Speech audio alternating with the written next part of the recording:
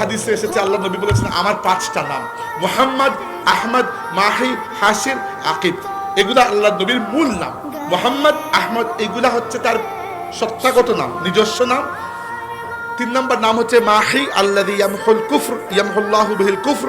মাহি হচ্ছে যিনি কুফরকে, কাফির এবং কুফরকে মিটিয়ে দুনিয়াতে ঈমানের আলো প্রজ্বলিত করেন। 3 নম্বর হচ্ছে হাসির। হাসির হচ্ছে যার আশেপাশে মানুষ জমা হবে, কিয়ামতের ময়দানে গেলে এটা দেখতে পারবেন, দুনিয়াতে দেখতে পারবেন না।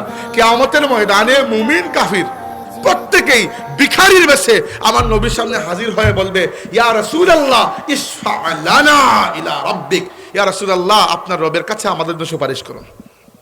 এটা যেহেতু তিনি হাসির, তার আশেপাশে মানুষ জমা হবে। হাসারা মানে জমা হওয়া।